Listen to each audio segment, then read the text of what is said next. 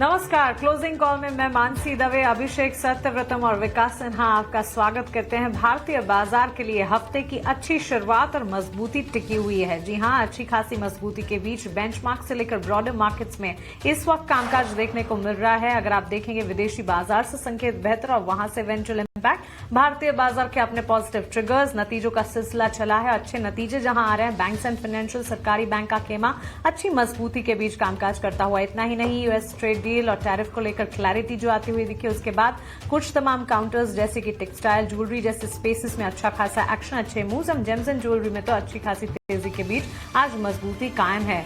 बड़े दिग्गज players like Titan तो तेजी देख ही रहे हैं, लेकिन साथ साथ कल्याण ज्वेलर्स, पीसी ज्वेलर्स जैसे काउंटर्स में भी इस वक्त मजबूती। मार्केट का हीट मैप आपके स्क्रीन पर है। एडवांस डिक्लाइन रेशियोज में एडवांसेस का पलड़ा भारी, मार्केट की ब्रेड जो है वो पॉजिटिव साइड पर नजर आ रही है। चलिए यहां से आगे क्लोजिंग कॉल में आपके लिए इंपॉर्टेंट एलिमेंट्स क्या है वो आपको बता देते हैं ऑन द शो में। उसके बाद बाजार की बड़ी बातें और आगे एक एक कर सारी चीजें आपके सामने हम पेश करेंगे। यहां से चंद मिनटों में मार्केट का आउटलुक आपको बताएंगे। इस वक्त बाजार में जो मजबूती है, इस मजबूती के बीच आपको क्या कुछ करना चाहिए। मार्केट आउटलुक 2:05 पर स्ट्रैटेजी के तौर पर एफएनओ स्ट्रैटेजी मार्केट चेक में आपके सामने रखी जाएगी। क्लोजिंग ट्रेड्स हमारे साथ जब एक्सपर्ट्स जुड़ेंगे उनसे समझेंगे कि इस बाजार में भी मौके स्टॉक वाइज आपको कहां मिलते हुए दिखेंगे। 2:10 पर क्लोजिंग ट्रेड्स आपके सामने रखेंगे। 2:40 पर ऑप्शन की एक दमदार रणनीति आपके स्क्रीन पर लेकर आएंगे। हमारे साथ एक्सपर्ट जुड़ेंगे ऑप्शन ट्रेड लेकर ऑप्शन के चैंपियन में। वहीं मार्केट एट 3 बजे बाजार में जो important set of news flows है उनमें से सारी इंपॉर्टेंट खबरें आपके सामने रखी जाएगी एक्सचेंजेस से। बीटीएसटी एसटीबीटी ट्रेड जब बाजार क्लोज होने को सिर्फ 20 मिनट बचे होंगे तब भी मौके आपके सामने ईटी नाउ स्वदेश पेश करेगा as BTST STBT trades and events to watch out for important triggers. और इस वक्त काफी सारे इंपॉर्टेंट ट्रिगर्स हैं, आपको जानना, आपके लिए जानना बेहद जरूरी है, वो भी आपके सामने रखते जाएंगे। भारतीय बाजार में तेजी और फॉरेन ब्रोकरेजेस जैसे मूडीज भी भारत की ग्रोथ पर अपना भरोसा कायम रखते हुए तो सब कुछ पॉजिटिव है। यहां से बाजार की बड़ी बातें भी आपकी स्क्रीन पर लेकर आ जाते हैं। अच्छी तेजी के बीच इस वक्त निफ्टी में कामकाज 25,850 के आसपास 150 अंकों की मजबूती टिकी हुई। निफ्टी में बैंक निफ्टी के मुकाबले और बेहतर परफॉर्म करता हुआ 450 अंकों की मजबूती 60,570 के करीब। सरकारी बैंक, मेटल, रियल एस्टेट, ये सारे सेक्टर, सारे पॉकेट्स है जो कि बाजार को सबसे ज्यादा सपोर्ट करने का काम कर रहे हैं। अच्छी मजबूती के बीच ट्रेंड वहां पर। तीसरी तिमाही में शानदार नतीजे एसबीआई के आए, 7% दौड़ा शेयर। नतीजे तो अच्छे है ही, लेकिन ब्रोकरेज हाउसेस के भी बुलिश रिपोर्ट्स है जो कि स्टॉक में काफी हद तक मोमेंटम पैदा कर रहे हैं। इस पर विस्तार से बातचीत और डिटेल रिसर्च भी हमने आपके सामने रखी है। और जेम्स एंड ज्वेलरी की चमक कायम है। कल्याण ज्वेलर्स में 13% की मजबूती, अच्छे नंबर्स का यहां पर असर है जो कि नजर आ रहा है। मजबूती का ट्रेंड कायम है, तो बाजार की दशा दिशा और तस्वीर काफी अच्छी नजर आती हुई। बिल्कुल। चलिए अब एक काम करते हैं, थोड़ा बिग बजर्स पर नजर एक बार डालते हैं अपनी कि कहां पे इस वक्त मार्केट में सबसे ज्यादा एक्शन देखने को मिल रहा है। तो सबसे पहले आपके स्क्रीन पर लेकर आते हैं पीएसयू बैंकों के शेयर, जिसकी तेजी को लीड किया है एसबीआई ने। अच्छे नतीजे और उसके बाद फिर ब्रोकरेजेस की बुलिश रिपोर्ट, और उसकी वजह से तमाम पीएसयू बैंकों के शेयरों में आज शानदार तेजी देखने को मिल रही है। देखिए आप, चाहे एसबीआई हो, चाहे इंडियन बैंक हो, चाहे पंजाब एंड सिंध हो, चाहे सेंट्रल बैंक हो, आप देखिए 2 से 7% की तेजी। और एसबीआई जैसे बड़े शेयर का 7% चढ़ जाना अपने आप में मार्केट के लिए बहुत बड़ी बात है। मार्केट को आज सबसे ज्यादा तेजी को मार्केट की तेजी को सबसे ज्यादा लीड कर रहा है उस वक्त, वो एसबीआई लीड कर रहा है। उसके अलावा आगे बढ़िए, देखते हैं रियल्टी शेयरों में क्या हो रहा है इस वक्त। रियल्टी शेयरों में लगातार पिटाई हुई थी पिछले कई दिनों से, और उस पिटाई के बाद अब फाइनली ये शेयर उभरे हैं। आप देखिए गोदरेज प्रॉपर्टीज आज 6% ऊपर है, अनंतराज 3%। चलिए अनंतराज तो बजट के बाद भी थोड़ा चढ़ा था, लेकिन गोदरेज प्रॉपर्टीज में अच्छी खासी पिटाई हुई थी पिछले कुछ दिनों में, पिछले कुछ हफ्तों में। आज देखिए तमाम रियल्टी के शेयर 3 से 7%, 6% तक ऊपर हैं इस वक्त। उसके बाद देखिए कंज्यूमर ड्यूरेबल्स शेयरों में आज खरीदारी अच्छी खासी आई है, और Crompton, Whirlpool, Voltas, amber enterprises, ये सारे जो है वो आज शेयर अच्छी खासी तेजी दिखा रहे हैं। आप देखिए 4.5% से लेकर 6.5%, 7% तक की तेजी यहां पे आज आपको देखने को मिल रही है। James and jewellery share trade deal के फ्रेमवर्क के बाद तमाम जेम्स एंड ज्वेलरी शेयरों में अच्छी खासी तेजी देखने को मिल रही है। आप इसमें देखेंगे तो राजेश एक्सपोर्ट 5% चढ़ा हुआ है। सबसे ज्यादा यूएस मार्केट में एक्सपोजर इसका है, 20 से 30% का एक्सपोजर इनका है यूएस के एक्सपोर्ट में। और आप अगर देखेंगे डेटा तो यूएस में जो एक्सपोर्ट हम करते हैं जेम्स एंड ज्वेलरी का, उसका 33%, टोटल एक्सपोर्ट का हमारा 33%, सिर्फ यूएस को होता है। तो एक बड़ा मार्केट हमारे लिए ओपन हुआ है ट्रेड डील की वजह से, और उसका असर आपको देखने को मिल रहा है। आप देखिए वैभव ग्लोबल या फिर राजेश एक्सपोर्ट, इन में अच्छी खासी तेजी देखने को मिल रही है। 16% वैभव ग्लोबल चढ़ा है, वहीं 4-4.5% की तेजी राजेश एक्सपोर्ट में मिल रही है, और उसका असर तमाम जेम्स एंड ज्वेलरी सेक्टर पे आज आपको देखने को मिल रहा है। उसके अलावा जो नतीजे मजबूत आए उसकी वजह से कहां तेजी है। शिपिंग कॉर्पोरेशन ऑफ इंडिया शुरुआत ही तेजी के साथ हुई थी, और वो तेजी लगातार बरकरार है। इस वक्त देखिए 18% की तेजी के साथ ये शेयर कारोबार कर रहा है। जाइडस लाइफ और मैन इंडस्ट्रीज, ये सारे जो शेयर हैं ये Q3 में मजबूत नतीजों की वजह से अच्छी खासी तेजी दिखा रहे हैं। शिपिंग कॉर्पोरेशन में तो क्या गजब की तेजी है, 16% की तेजी, बहुत बड़ी तेजी कही जाएगी इस शेयर में। उसके बाद आगे बढ़ते हैं, और कौन से शेयर्स हैं आपकी स्क्रीन पर लेकर आते हैं। एसबीआई खास जिक्र करना होगा, 7%, मैंने जैसे शुरू में भी कहा कि 7% इस शेयर का चढ़ जाना बहुत बड़ी बात है। ब्रोकरेजेस काफी बुलिश हैं, नतीजे अच्छे आए थे, और नतीजों के बाद जो है वो ब्रोकरेजेस का काफी बुलिश नजरिया, काफी बुलिश रिपोर्ट्स आई हैं। कल्याण ज्वेलर्स में चमक बहुत शानदार है इस वक्त, Q3 में मजबूत नतीजे आए थे। उसके अलावा एमओएसएल ने बाई रेटिंग दी है, बड़ा टारगेट दिया है, और उसकी वजह से आप देखिए आज शेयर में अच्छी खासी तेजी देखने को मिल रही है। 600 का टारगेट जो है वो कल्याण ज्वेलर्स को लेकर एमओएसएल ने दिया है, मोतीलाल ओसवाल सर्विसेज ने दिया है, और देखिए 429 के आसपास आज में 13% की तेजी इस शेयर में देखने को मिल रही है।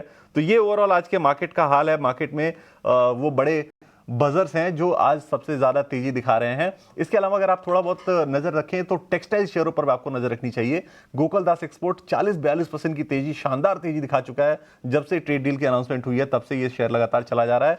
उसके अलावा वेल्सपन लिविंग आप देखेंगे तो वहां भी अच्छी खासी तेजी आपको लगातार देखने को मिलेगी। श्रिम्प के शेयरों में आप देखिए अवंती फीड्स हो चाहे एपेक्स फ्रोजन हो, वहां पे लगातार तेजी आ रही है, और वो सारे शेयर चलते ही जा रहे हैं जब से ट्रेड डील की अनाउंसमेंट हुई है, और फाइनली जब फ्रेमवर्क आ गया है तो वो तेजी और बढ़ गई है।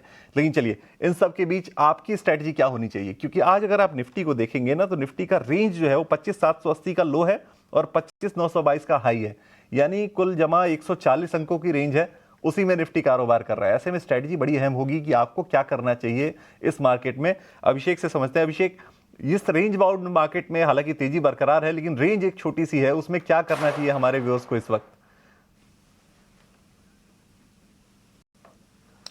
बिल्कुल सही बात है, रेंज काफ़ी सीमित है, और अगर आप 10 बजे से लेकर अब तक देखेंगे यानी पिछले 4 घंटे में, तो निफ्टी की जो रेंज है बहुत मुश्किल 80-90 पॉइंट के आसपास की ही रह गई है।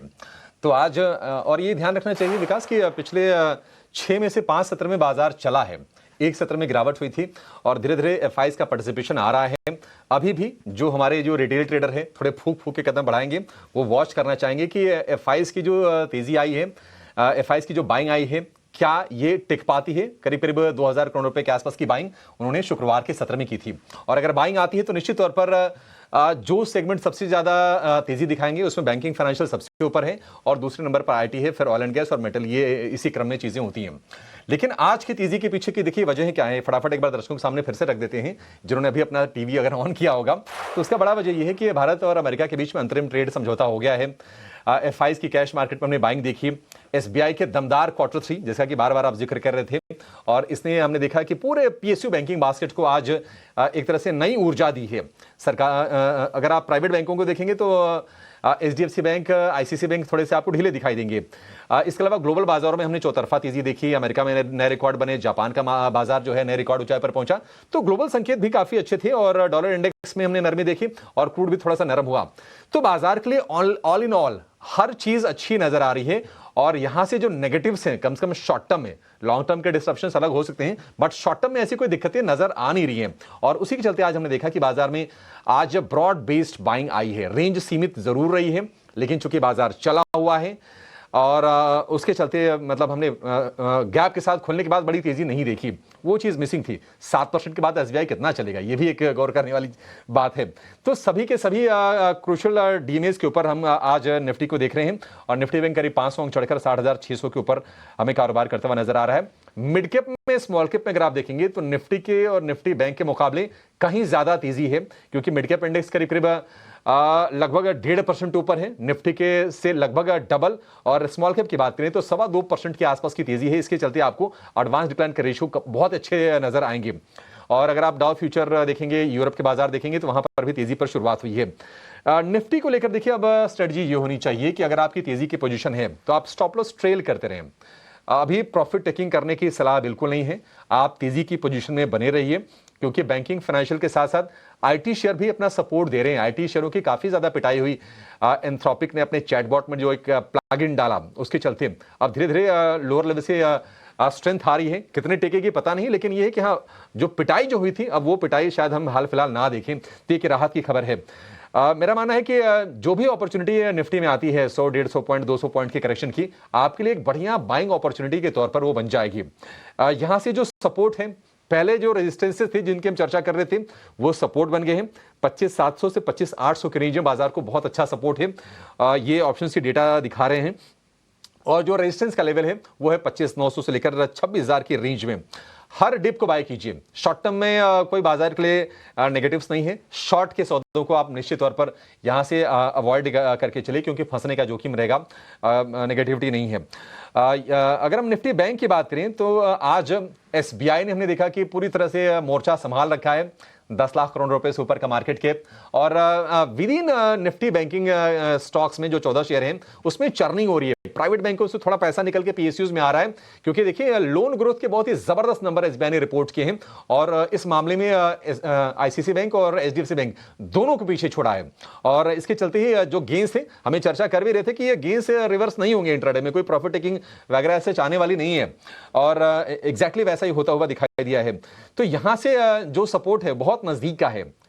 सेम स्ट्रेटजी, थोड़ा बुलिश टोन ज्यादा है बैंकिंग फाइनेंशियल पर, क्योंकि एफआईज का सपोर्ट यहां पर मिलने की ज्यादा उम्मीदें दिखाई दे रही हैं। 60,500 का सपोर्ट है और 61,000 ये रेजिस्टेंस का लेवल है। और मेरा मानना है कि अगले कुछ दिनों में या मैक्स टू मैक्स ये सीरीज खत्म होते होते आप निफ्टी बैंक पर फिर से ऑल टाइम हाई का लेवल देखेंगे। तो निफ्टी हो, निफ्टी बैंक है, दोनों के लिए जो स्ट्रेटजी है वो बाय ऑन डिप की है। तेजी की अगर पोजीशन है तो आप स्टॉप लॉस को धीरे धीरे ऊपर करते रहें, और तेजी की पोजीशन से अभी निकलना नहीं है, और शॉर्ट अभी अवॉइड करने हैं। चलिए अपने एक्सपर्ट को जोड़ते हैं और उनसे समझते हैं कि बाजार को लेकर उनका व्यू क्या है। हमारे साथ स्वाति होतकर जुड़ गई हैं, इसके अलावा अंशुल जैन हमारे साथ हैं लक्ष्मीश्री इन्वेस्टमेंट से। आप दोनों का बहुत शुक्रिया, स्वागत है 18 आवर स्वदेश पर। स्वाति जी, शुरुआत आपसे करना चाहेंगे, आपका व्यू क्या है स्वाति जी, क्योंकि हम देख रहे हैं कि शॉर्ट पोजीशनिंग बहुत ही बाजार में धीरे धीरे करके काफी ज्यादा वो कम हो रही है, और बायर्स लौट रहे हैं, एफआईज भी लौट रहे हैं। तो इंडेक्स को लेकर आपका व्यू क्या है, कैसे यहां से स्ट्रेटजी बनाएं अपनी हम? Ashish ji, good afternoon Abhishek ji. Definitely view positive है। आपने बहुत करेक्ट पॉइंट्स आपने एक्सप्लेन किया है। निफ्टी और बैंक निफ्टी के व्यू पॉजिटिव है, सेम पॉइंट्स मेरे भी है। निफ्टी की अगर बात करो तो आज जिस हिसाब से गैप अप ओपनिंग हुई है, एंड देन वो गैप का स्ट्रेंथ अभी भी इंटैक्ट रखा है। 50 डेज मूविंग एवरेजेस के ऊपर वेल प्लेस्ड है। अगर एडवांस डिक्लाइन मार्केट ब्रेथ की बात करो तो ऑलमोस्ट 4:1 का रेशियो चल रहा है। सेक्टोरियल रोटेशन हमें काफी अच्छी दिख रहे हैं। ये कुछ एडिशनल पॉइंट्स जो काफी पॉजिटिव लग रहे हैं मार्केट्स में। मुझे लग रहा है ये 26,000 साइकोलॉजिकल रेजिस्टेंस जोन है, बट मुझे लगता है वो एक ब्रेकआउट हमें देखने मिल सकता है with in a short span of time, and upside में वापस 26,200 26,400 के लेवल्स हमें देखने मिलेंगे। डाउनसाइड ग्राफिक क्रूशियल सपोर्ट है 25,500 400 के। जब तक वो लेवल इंटैक्ट है तब तक व्यू पॉजिटिव रहेगा। बैंक निफ्टी की बात करूं तो मुझे लगता है कि निफ्टी से बेहतर बैंक निफ्टी के चार्ट्स देख रहे हैं। अगर लॉन्गर टर्म होराइजन से हम लोग वीकली या मंथली चार्ट्स देखते हैं तो काफी स्ट्रॉन्ग कंसोलिडेशन फेज था लास्ट 4 महीने का, वो ब्रेकआउट हमें देखने मिलता है यहाँ पे। 60,500 के ऊपर मुझे लगता है कि काफी स्ट्रॉन्गली फॉर्मेशन है, वो अभी भी इंटैक्ट है। अपसाइड में इसमें क्षमता है 62,000 के लेवल्स के आसपास तक रैली दिखाने की। तो करंट लेवल्स पे जिनके पास भी लॉन्ग पोजीशन है बरकरार रखना चाहिए। अगर कोई भी डेप्थ आता है नीचे में 60,000 कहिएगा तो बाइंग अपॉर्चुनिटी डेवलप्ड होती है, क्योंकि 59,500 एक काफी क्रूशियल सपोर्ट जोन बना चुका है बैंक निफ्टी। तो मुझे लगता है व्यू पॉजिटिव है, बाइंग साइड बरकरार रखनी चाहिए, स्टॉक स्पेसिफिक इन्वेस्टमेंट्स करते रहने चाहिए। पॉजिटिव व्यू है, बाइंग साइड बरकरार रखे और स्टॉक स्पेसिफिक अपॉर्चुनिटीज ढूंढनी चाहिए, ये कहना है हमारी एक्सपर्ट्स का। तो चलिए, जहां स्टॉक स्पेसिफिक अपॉर्चुनिटीज ढूंढनी चाहिए आपको, वही अपॉर्चुनिटीज की तरफ ले चलते हैं और रुक करते हैं हमारे अगले सेगमेंट क्लोजिंग ट्रेड्स का।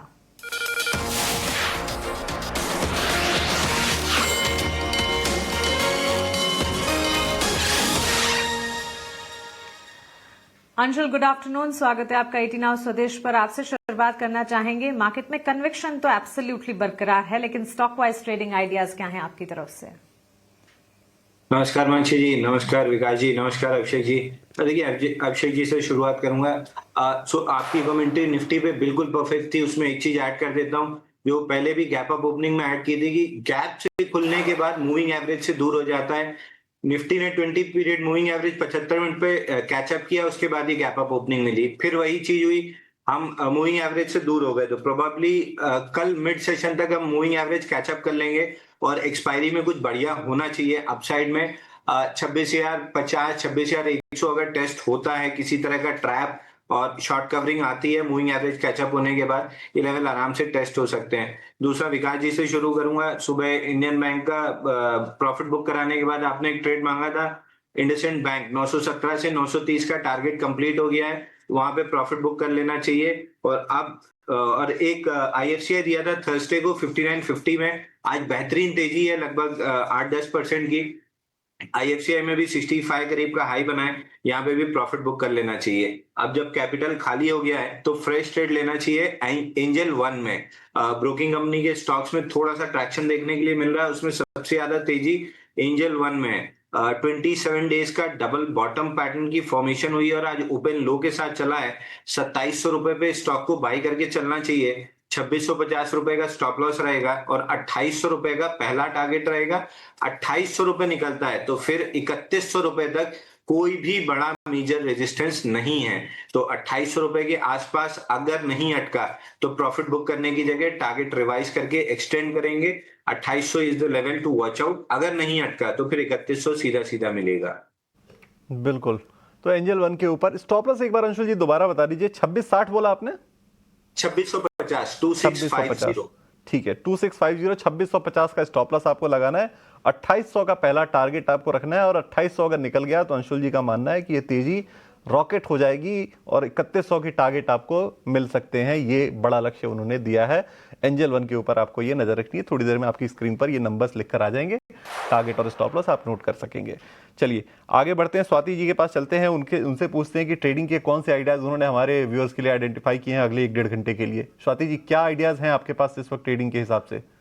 इसमें 2 बाय कॉल इनिशिएट करना चाहूंगी करंट लेवल्स पे। पहला है कोलपाल पे। कोलपाल हम देख रहे हैं कि काफी दिनों से कंसोलिडेशन है, बट इंटरेस्टिंग पॉइंट की ये एक 50 डीएमए के ऊपर वेल प्लेस्ड है। करंटली 2154 के रेंज में चल रहा है, तो करंट लेवल्स पे बाय कीजिएगा। 2120 का स्टॉप लॉस रखिएगा। 2230 के लेवल्स में अपसाइड में देख रही हूँ। सेकेंड बाय कॉल मेरा एमएफएसएल पे है। फाइनेंशियल स्टॉक्स काफी अच्छे अट्रैक्टिव लेवल्स पे ट्रेड कर रहे हैं, इंडेक्स भी काफी पॉजिटिव लग रहा है।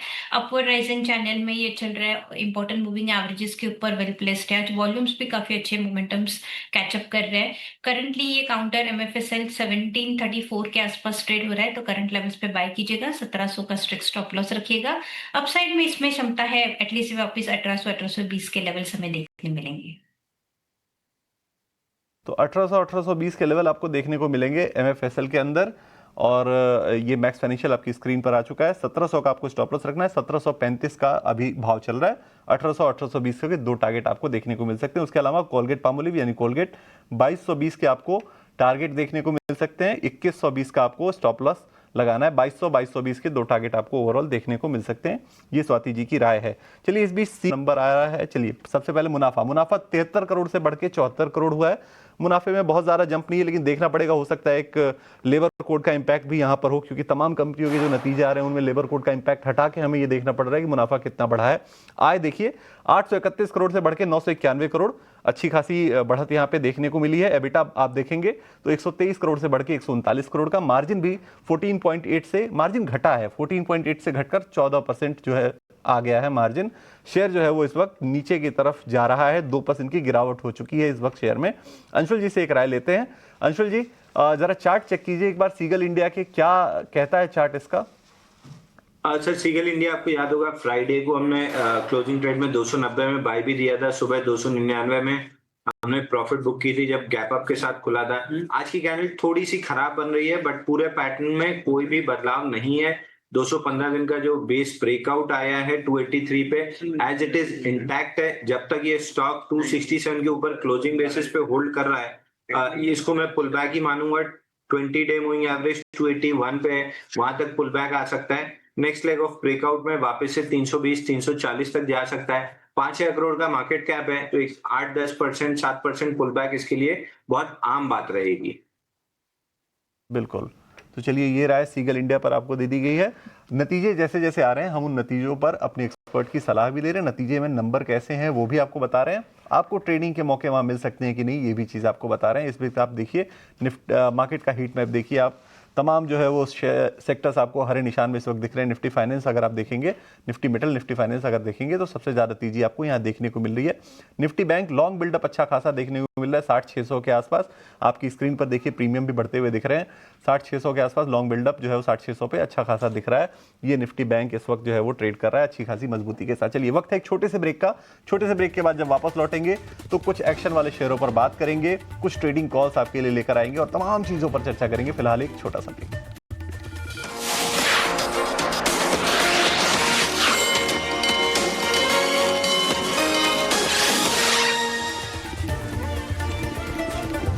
स्वदेश पर आप देख रहे हैं क्लोजिंग कॉल, और बाजार ने अपनी स्ट्रेंथ को बरकरार रखा है। हालांकि जो रेंज है बाजार की स्ट्रांग ओपनिंग के बाद वो रही है थोड़ी सीमित। निफ्टी बैंक 550 अंकों पर, और निफ्टी की अगर हम बात करें तो लगभग 250 अंकों के आसपास की तेजी है। और ज्यादातर शेयर आज बाजार में, मतलब 600 शेयर अगर कमजोर एनएससी पर हैं तो करीब 2400 शेयर तेजी के साथ कारोबार कर रहे हैं। 1:4 का है डिक्लाइंस और एडवांसेस का रेशियो इस वक्त। एसबीआई है टॉप लीडर, करीब 7% के आसपास की तेजी। और बाजार में किस तरह से मूड और मोमेंटम चेंज हो रहा है, उसके एक इंडिकेटर ये भी होती है कि जब पिटे हुए शेयर जब आप रिकवर करने लगे ना, या फिर दिन के निचले स्तर से बाइंग वहां पर इंटरेस्ट आ जाए, तो आप समझिए कि बाजार में माहौल को लेकर एक स्थिरता आ रही है। और कुछ ऐसे शेयरों के बारे में चर्चा करते हैं। एक ऐसा ही शेयर है जिसमें देखने की शॉर्ट्स कवर हो रहे हैं, वो है वरुण बेवरेजेस का। और व्यू स्वाति जी आपसे जानना चाहेंगे, 4% ऊपर लगभग डे हाई के आसपास ये है। वरुण बेवरेजेस कोई ट्रेड बन रहा है या फिर इसको अवॉइड कर सकते हैं? Ashish ji, view definitely positive है, क्योंकि जिस हिसाब से हम लोग ने सेलिंग प्रेशर देखा था 511 से ऑलमोस्ट 430 के लेवल्स तक ओवरसोल्ड जोन हिट किए थे, वहां से काफी एक अच्छी टर्न आउट। तो जिनके पास भी लॉन्ग पोजीशन है डेफिनेटली होल्ड ऑन कीजिएगा, इसमें क्षमता है। वापस 480 के लेवल्स फर्स्ट टारगेट हुआ था, जो कि एक रेजिस्टेंस 20 डेज मूविंग एवरेजेस का फेस कर सकता है। तो लॉन्ग पोजीशन करंट लेवल्स पे फ्रेश में इनिशिएट नहीं करना चाहूंगी। अगर कोई भी डेप्थ आता है 440 के रेंज में तो बाय करना चाहिए। नीचे में स्ट्रिक्ट स्टॉप लॉस रखिएगा 430 का। अपसाइड में 480 490 के हमें टारगेट्स देखने मिलेंगे। ठीक है, 480 490 रुपए के टारगेट वरुण बेवरेजेस में आपको मिलते हुए दिखाई देंगे। एक और कंपनी जहां पर शुरुआत आज के सत्र में सुस्त हुई थी और उसके बाद बढ़िया रफ्तार पकड़ी, श्रीराम फाइनेंस को आप देखिए। श्रीराम फाइनेंस इस वक्त आपको निफ्टी में दूसरे नंबर पर नजर आएगा, 5% का उछाल, और आज इसने नया हाई बनाया है श्रीराम फाइनेंस ने। तो बैंकिंग फाइनेंशियल, क्या एफआईज के पैसे आ रहे हैं, और क्या अगर आ रहे हैं तो क्या वो टिक पाएंगे, एक सवाल जरूर रहेगा। लेकिन वैसे भी अगर देखा जाए तो फंडामेंटली नंबर्स काफी अच्छे रिपोर्ट किए श्रीराम फाइनेंस ने। पहले भी 1000 रुपए के ऊपर निकलने के बाद हल्की सी प्रॉफिट टेकिंग आई थी, लेकिन लोअर लेवल से बढ़िया जोश आया है। एक नया ट्रेड दीजिए इस पर आप अंशुल जी, अब कहां के दायरे खुल रहे हैं इस शेयर में? सर आप सब राज अभी खोल दीजिए, मैं इसको बीटीएसटी के लिए बचा के रख रहा था। 26 दिन की टाइट रेंज से 6 हफ्ते ऑलमोस्ट इनसाइड बार रही। लास्ट वीक में 10 वीक मूविंग एवरेज टेस्ट किया, पूरे इनसाइड बार के रेंज के लो को स्वीप किया, वीक शॉट्स को ट्रैप किया, और आज फाइनली ओपन लो के साथ ब्रेकआउट देके सस्टेन कर रहा है।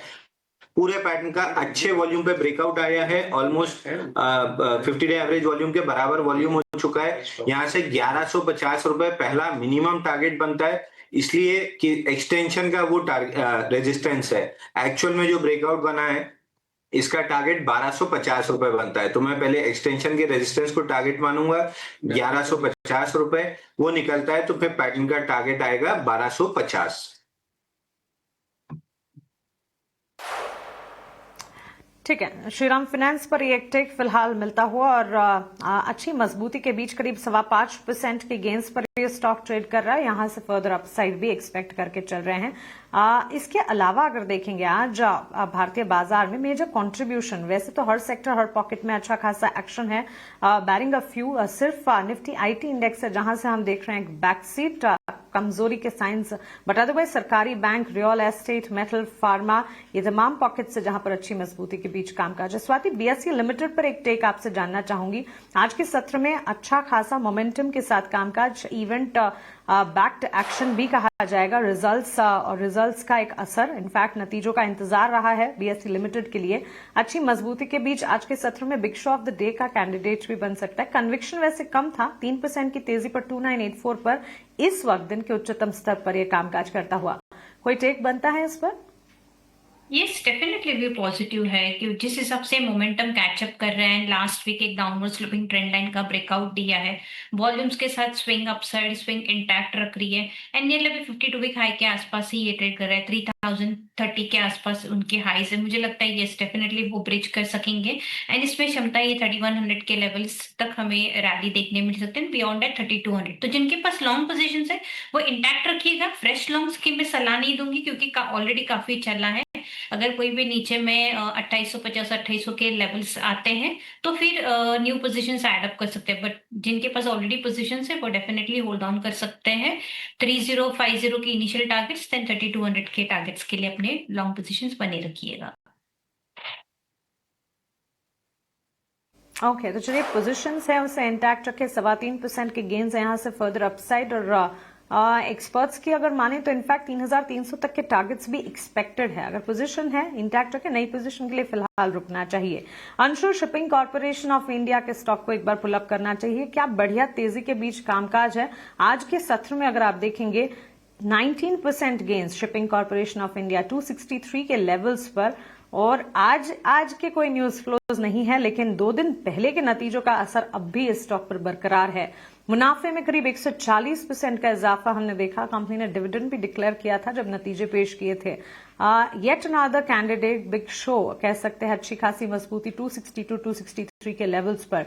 एग्जिस्टिंग पोजीशंस जिनकी है उन्हीं के लिए स्ट्रैटेजी होनी चाहिए क्योंकि नई पोजीशन के लिए काफी चला है स्टॉक। आपकी राय क्या होगी? एग्जैक्टली नई पोजीशन अब यहाँ पे नहीं बना सकते क्योंकि स्टॉप लॉस बहुत बड़ा होगा, रिस्क रिवॉर्ड मैच नहीं करेगा। मंथली चार्ट पे 2 महीने का हैमर था जिससे ब्रेकआउट आया है एट 234 और टारगेट है मंथली का मेजर रेजिस्टेंस 274.4। तो यहाँ से 10-12 रुपए की गुंजाइश अभी भी बची हुई है। जिनके पास है उनको होल्ड करना चाहिए। आप चाहें तो स्टॉप लॉस 255 का ट्रेल कर सकते हैं और 274.40 का टारगेट ले सकते हैं। फ्रेश बाइंग के लिए अब रिस्क रिवॉर्ड मैच नहीं करता तो अवॉइड करना चाहिए। बिल्कुल, तो फ्रेश बाइंग के लिए रिस्क रिवॉर्ड मैच नहीं करता। अच्छी खासी तेजी आ चुकी है, अब आपको नई खरीदारी नहीं करनी है। ये क्लियर रहा है अंशुल जी की तरफ से। चलिए एक शेयर आपकी स्क्रीन पर लेके आते हैं, एम्बर इंटरप्राइजेस का। थोड़ी देर में नतीजे आने वाले हैं कंपनी के, नतीजों के पहले शेयर जो है वो अच्छी खासी तेजी दिखा रहा है। आपकी स्क्रीन पर लेके आते हैं एम्बर इंटरप्राइजेस। 5% के आसपास की तेजी इस वक्त शेयर में देखने को मिल रही है। 350 रुपए चढ़ गया है आज में ये शेयर, और इस वक्त 6,998 7,000 के आसपास के भाव देखने को मिल रहे हैं। चार्ट चेक करा लेते हैं स्वाति जी से। स्वाति जी, क्या नतीजों के पहले कोई ट्रेड बनता है, या फिर दूसरी तरह से अगर देखें तो किसी के पास हो अगर तो थोड़ा प्रॉफिट बुक करके रखना है? देख लीजिए जरा एक बार चार्ट पर क्या कहता है चार्ट। देखिए चार्ट पॉजिटिव है, नो वंडर ऑलरेडी अभी 5.5% अपसाइड है ये पर। लॉन्ग फ्रेश लॉन्ग्स नहीं बनते हैं करंट लेवल्स पे। अगर कोई नीचे हमें आती है रैली 6500 6550 रेंज पे तो वहां पे रिस्क रिवॉर्ड इश्यूज काफी फेवरेबल रहेंगे फ्रेश लॉन्ग्स के लिए। बट जिनके पास लॉन्ग पोजीशन है वो बने रहनी चाहिए। मुझे लगता है कि इसमें क्षमता है 7100 तक रैली जाने की। तो करंट लेवल्स पे आप अपनी लॉन्ग पोजीशंस बरकरार रखिएगा। अगर आप स्टॉप लॉस चाहते हो तो 6850 एक का प्रॉफिट स्टॉप लॉस रख के आप अपने लॉन्ग पोजीशंस बने रख सकते हैं 7100 के टारगेट्स के लिए। बिल्कुल, तो नई खरीदारी नहीं करनी है, लेकिन अगर आपके पास है तो 7100 तक के टारगेट आपको आ सकते हैं। एम्बर इंटरप्राइजेज में 5.5% की तेजी और दिखा चुका है शेयर ऑलरेडी। आपको और तेजी 1-1.5-2% की यहां से देखने को मिल सकती है। ये राय स्वाति जी की तरफ से आपको मिल रही है एम्बर इंटरप्राइजेज पर। चलिए ये ट्रेडिंग कॉल आपकी स्क्रीन पर भी आ गई, होल्ड के साथ आपको टारगेट और स्टॉप लॉस लिखे हुए आ गए उस रफ्तार में जिस रफ्तार में यहां आपको रिकमेंडेशन दी जा रही है। चलिए आगे बढ़ते हैं। एक शेयर है TARIL, उसे हम प्यार से बुलाते हैं, कोड में बुलाते हैं, transformers and rectifiers India limited, TARIL। आज 13-13.5% की तेजी शेयर में देखने को मिल रही है। हेवी इलेक्ट्रिकल इक्विपमेंट से रिलेटेड ये कंपनी है और आज अच्छी खासी तेजी इस वक्त अगर आप देखेंगे निफ्टी 500 में तो टॉप गेनर्स में नंबर 2 पर है ये। और अच्छी खासी तेजी यहाँ देखने को मिल रही है। एक राय लेते हैं जरा अंशुल जी से कि अगर किसी के पास है तो उसे क्या करना चाहिए ट्रांसफॉर्मर्स एंड रेक्टिफायर्स पे। अंशुल जी, क्या सलाह आपकी बनती है चार्ट को देखते हुए? सर देखिए, ऑल टाइम हाई से 12 महीने में 65% स्टॉक करेक्ट हुआ है। 8,500 करोड़ का मार्केट कैप है। स्मॉल कैप या माइक्रो कैप में आएगा ये स्टॉक।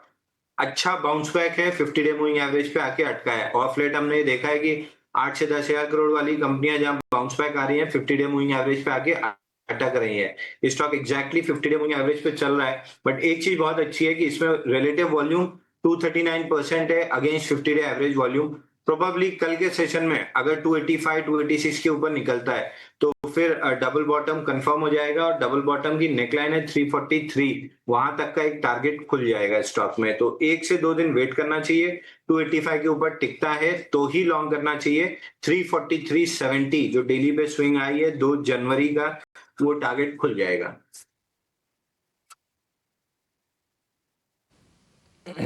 ठीक है, ये राय होगी ट्रांसफार्मर्स एंड रेक्टिफायर्स को लेकर।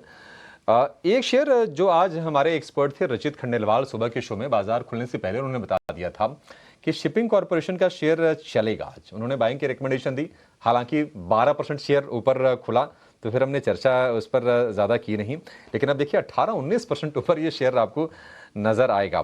तो बेहतरीन तेज़ी, और आज की जो तेज़ी है ये साल भर में सबसे बड़ी तेज़ी है शिपिंग कॉरपोरेशन में, क्योंकि प्रॉफिट इनका डबल से भी ज़्यादा हो गया है और वॉल्यूम भी ज़बरदस्त है। देखिए 6.5 करोड़ शेयरों के सौदे अब तक शिपिंग कॉरपोरेशन में हो चुके हैं।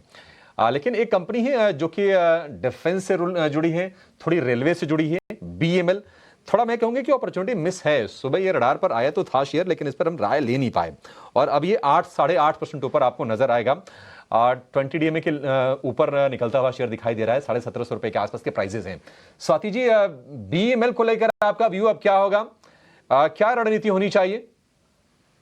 पॉजिटिव है मेरी व्यू करंट लेवल्स पे, क्योंकि उसने एक डबल बॉटम्स बना है 1570-1600 के रेंज से, वहां से एक टर्न अराउंड दिखा है और यहाँ पे पॉजिटिव डाइवर्जेंस भी बन रहे हैं on the daily chart as well as on weekly chart, तो जो कि इंडिकेट करते हैं कि यहाँ से काफी स्ट्रॉन्ग अपसाइड रैली मिलेगी। नो वंडर फ्राइडे में हम लोग ने एक सेल ऑफ देखा था, बट वो रैली ऑलरेडी कवर हो चुकी है।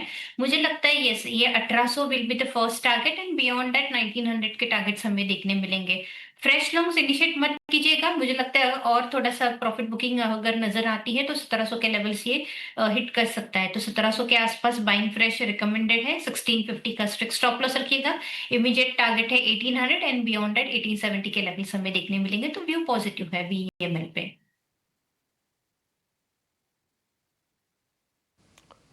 ठीक है, ठीक है, ये राय होगी BEML को लेकर। लेकिन आज एक और सेगमेंट है जहां पर हम देख रहे हैं कि सस्टेन मूव से पिछले कुछ सत्र से, और वो है EMS शेयरों का। इलेक्ट्रॉनिक मैन्युफैक्चरिंग सर्विसेज वाली जो कंपनीज होती हैं, केनस्टिक हो गया, डिक्सन हो गया, या फिर अंबर एंटरप्राइजेस, सिरमा SGS, ये सारे के सारे शेयर आज के सत्र में आपको चलते हुए दिखाई देंगे।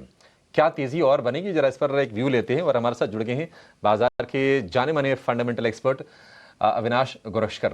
अविनाश जी, बहुत शुक्रिया आपका समय देने के लिए। स्वागत है आपका 18 स्वदेश पर। सर, अगर हम एक्सपोर्ट के लिहाज से भी बात करें तो काफ़ी एक इम्पॉर्टेंट सेक्टर है। 3 लाख करोड़ रुपए से ज़्यादा का एक्सपोर्ट है अगर हम EMS सर्विसेज वाली कंपनीज की बात करें तो। और हमने देखा कि बजट में भी 40,000 करोड़ रुपए का आउटले आया है ECMS स्कीम के लिए।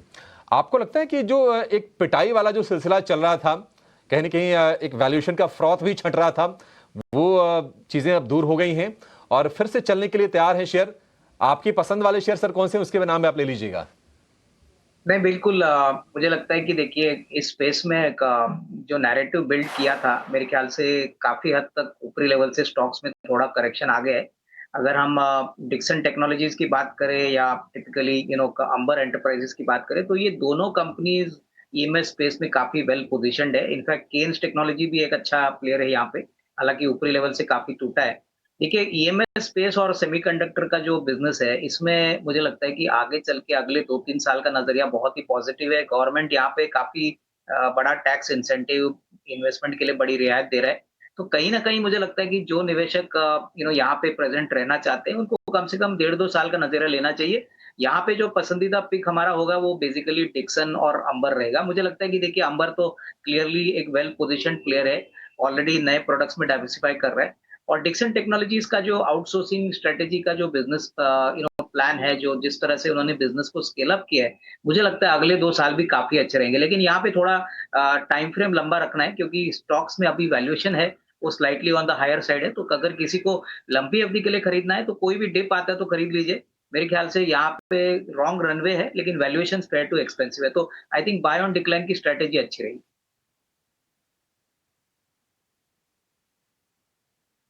अविनाश सर, डिप आएगा क्या सर? क्योंकि हमने देखा था कि 10,000 रुपए के आसपास तो चला गया था डिक्सन, अब वहां से रिकवर करते करते 12,000 रुपए के आसपास हो गया। तो पिछले 4-5 सत्र से तो तेजी का मोमेंटम हम देख रहे हैं सर, अपॉर्चुनिटी तो मिस तो नहीं हो जाएगी?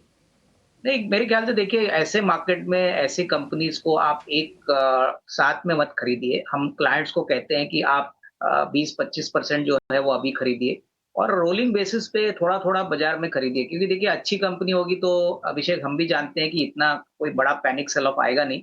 अगर पैनिक सेल ऑफ आएगा तो आपके लिए बोनस है, लेकिन अगर नहीं आता है तो एटलीस्ट आपका जो बाइंग है वो स्टैगर्ड तरीके से करिए, क्योंकि ऐसी कंपनीज में मुश्किल है प्राइस को एकदम सिग्निफिकेंटली करेक्ट होना unless something negative happens. But मुझे लगता है कि स्टैगर्ड बाइंग आप करिए। पूरा स्टॉक में इमीडिएटली एक साथ पूरा 100% कैपिटल मत एलोकेट करिए। वही एक राय रहेगी, क्योंकि कहीं ना कहीं अगर आपको ग्रोथ कैप्चर करना है तो आपको मेरे ख्याल से ये staggered approach will play a very good role in getting you a better alpha.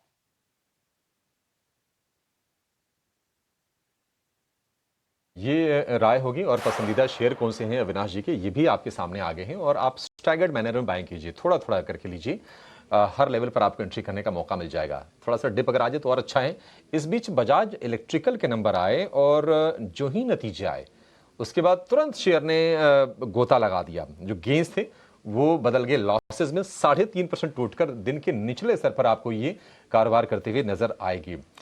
थोड़ी छोटी कंपनी है, 5,000 करोड़ रुपए के आसपास का इसका मार्केट कैप होगा, लेकिन 33 करोड़ रुपए के मुनाफे के मुकाबले 34 करोड़ रुपए का घाटा हुआ है बजाज इलेक्ट्रिकल्स को। और आय हम देख रहे हैं कि 1289 करोड़ रुपए से घटकर 1,051 करोड़ रुपए। तो मुनाफे में तो हो सकता है कि लेबर कोड का थोड़ा इंपैक्ट हो, लेकिन ये आय भी घटी है, ये एक चिंता की बात है। और इसी के चलते हम देख रहे हैं कि शेयर को पनिशमेंट मिल रही है बाजार में और ये इस वक्त दिन के निचले स्तर पर आपको कारोबार करती हुई दिखाई देगी।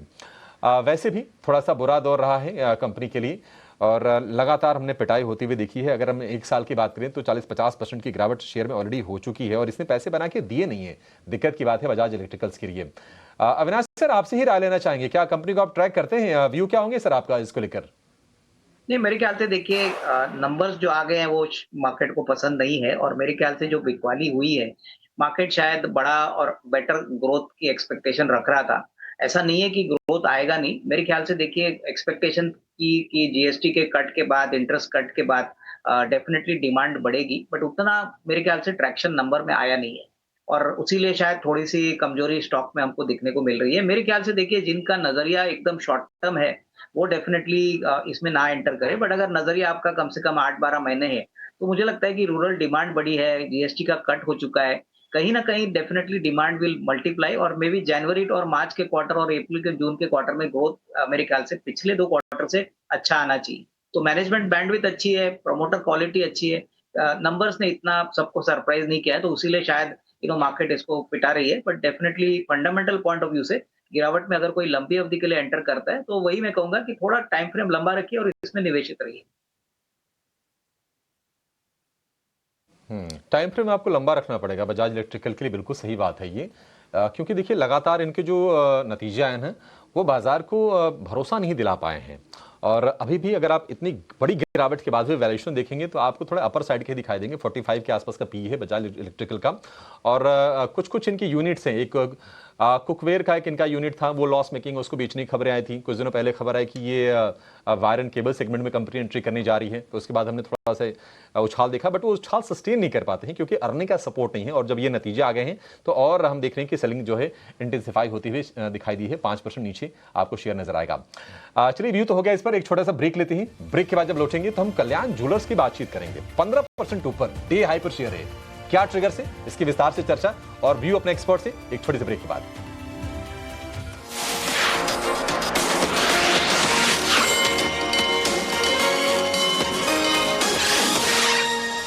आप देख रहे हैं क्लोजिंग कॉल। मजबूती बाजार में कायम, बेंचमार्क से लेकर ब्रॉडर मार्केट तक 25,800 के पार निफ्टी, 60,600 के पार बैंक निफ्टी और 83,970 के इर्द गिर्द करीब 400 अंकों की बढ़त पर सेंसेक्स में इस वक्त कामकाज। लगातार नतीजों का सिलसिला जारी और इस कड़ी में जो नंबर्स आ रहे हैं, रिजल्ट्स आ रहे हैं, सीधे तौर पर सबसे पहले ईटी नाउ स्वदेश आपकी स्क्रीन पर फ्लैश कर रहा है। बजाज इलेक्ट्रिकल्स के भी Q3 नंबर्स हैं, स्क्रीन पर आप देख रहे हैं। कंपनी की आय में कटौती हुई, on the face of it numbers weak है, जिसका असर स्टॉक प्राइस में भी आप देख रहे हैं। करीब 3% की गिरावट के साथ इस वक्त बजाज इलेक्ट्रिकल का स्टॉक ट्रेड करता हुआ।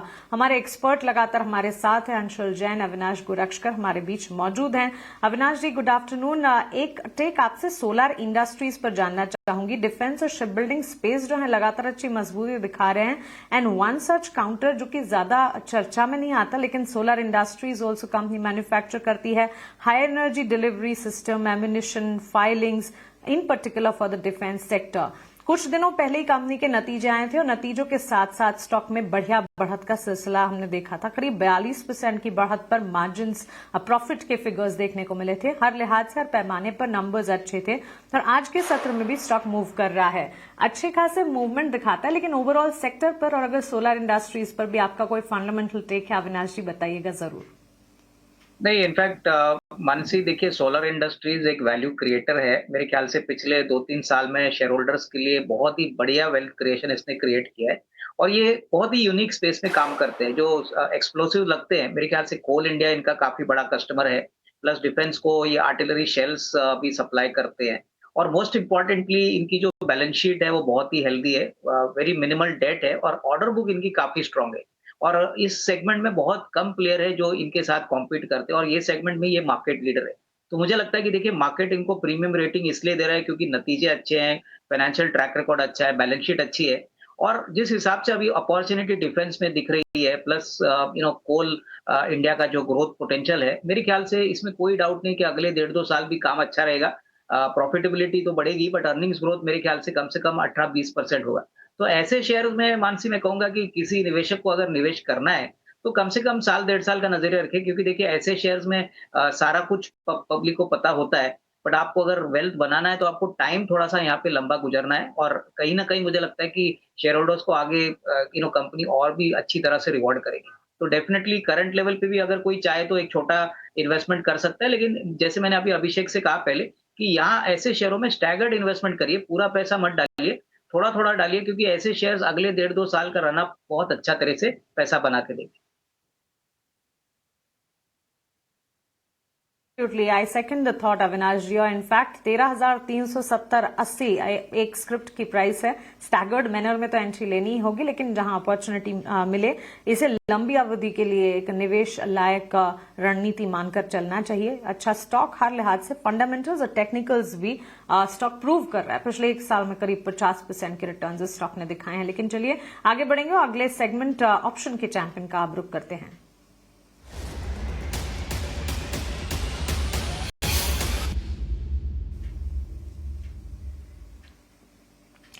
मार्केट एक्सपर्ट ओशो कृष्ण हमारे साथ जुड़ गए हैं ऑप्शन की आज की रणनीति लेकर। गुड आफ्टरनून ओशो, बताएं। Very good afternoon Mansi. आज जो ऑप्शंस में ट्रेड बन के आ रहा है वो है इंडियन होटल पे। इंडियन होटल अगर हम आज देखें तो नियरली 2% ऊपर ही है एंड अभी हायर हाइस को काफी स्ट्रांगली सस्टेन कर रहा है। डेरिवेटिव डेटा पे भी बहुत स्ट्रांग शॉर्ट कवरिंग हुई है काउंटर में, सो मुझे लगता है यहाँ से एक अच्छा मोमेंटम बन सकता है काउंटर के लिए। सो 720 के कॉल ऑप्शन को खरीदने की राय है। 8 से 9 रुपए के बीच में खरीदने की राय बनेगी। 4 रुपए का स्ट्रिक्ट स्टॉप लॉस मेंटेन करना है एंड 18 रुपए तक के टारगेट्स हमें एक्सपेक्टेड रहेंगे। जो मैक्सिमम रिस्क है वो नियरली 4500 का है और जो मैक्सिमम प्रॉफिट टारगेट अचीव होने पर मिल सकता है वो 9500 तक के देखने को मिल सकते हैं। बिल्कुल ओशो, शुक्रिया आपका हमारे साथ जुड़ने के लिए और ऑप्शन की रणनीति हमें बताने के लिए। इंडियन होटल 720 की कॉल खरीदने की राय, 8 से लेकर 9 के लेवल्स पर, लक्ष्य 18 का मानकर चले, स्टॉप लॉस 4 का लगाना होगा। कॉल वर्कआउट करने पर अधिकतम मुनाफा जो है वो 4000 होने की संभावना, रिवर्स जाएगी तो मैक्स टू मैक्स नुकसान भी होगा। ये भी स्क्रीन पर एज स्ट्रैटेजी आपको हम बता रहे हैं। अधिकतम नुकसान 4,500 का, अधिकतम मुनाफा 9,500 का होने की संभावना है। ऑप्शन ट्रेडिंग को लेकर एक स्टैंडर्ड डिस्क्लेमर आपके स्क्रीन पर आ जाएगा। ऑप्शन ट्रेडिंग जो है रिस्की हो सकती है। मार्केट पार्टिसिपेंट्स जो ऑप्शन में ट्रेड करते हैं वो नुकसान भी झेलते हैं। अपने एडवाइजर से सलाह लें और उसी के बाद ऑप्शन ट्रेडिंग में उतरे, क्योंकि 10 में से 9 लोगों को इसमें नुकसान होता है और करीब 1 लाख रुपए का एफएनओ ट्रेडर्स को औसतन नुकसान होता है। अपने एडवाइजर से सलाह लें और उसके बाद ही ऑप्शन ट्रेडिंग में उतरे।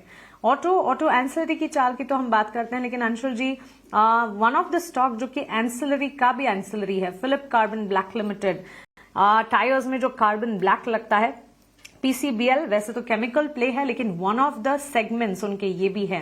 करीब 10% का इजाफा, बड़ी ही धीमी चाल चल रहा था ये स्टॉक पिछले 6 महीनों से, लेकिन अब एकाएक हम देख रहे हैं स्टॉक एक मोमेंटम पकड़ता हुआ। 297, 298 के लेवल्स, पीसीबीएल केमिकल लिमिटेड, इस पर कोई टेक बनता है? देखिए अगेन वही ब्रैकेट का स्टॉक 8 से 10,000 करोड़ वाला, 11,700 करोड़ मार्केट कैप है। पिछले 16 महीने में 55% करेक्ट हुआ और अब बाउंस बैक कर रहा है। बाउंस बैक शार्प है। 20 वीक मूविंग एवरेज 314, ये आपका पहला अपसाइड लेवल रहेगा और अगर 314 रुपए के ऊपर टिकता है तो फिर ये 50 वीक मूविंग एवरेज 345 तक बाउंस बैक कर सकता है। तो 314 आने की पॉसिबिलिटी मोर देन 90% है। अगर वो निकलता है तो फिर 50 वीक मूविंग एवरेज 345 तक भी स्टॉक बाउंस बैक कर सकता है। लगभग 55% का करेक्शन है तो बाउंस बैक भी उतना ही हार्ड रहेगा। एब्सोल्युटली। तो चलिए ये एक टेक फिलहाल पीसीबीएल पर 298 के लेवल्स पर यहाँ पर काम कर दे। एक छोटे से ब्रेक के लिए हम रुक रहे हैं। ब्रेक के उस पार जब लौटेंगे तो मार्केट एट 3 का सेगमेंट भी लेकर आएंगे। हमारे एक्सपर्ट्स हैं, उनके बीटीएस टीएसटीबी की ट्रेड्स भी जानेंगे और इवेंट्स भी आपको बताएंगे।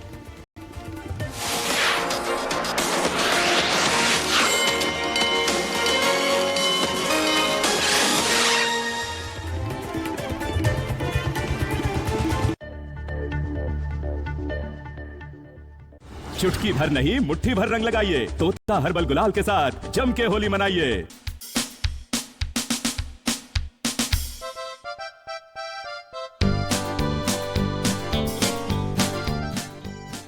म्यूचुअल फंड निवेश बाजार जोखिमों के अधीन है। योजना से संबंधित सभी दस्तावेजों को ध्यान से पढ़ें।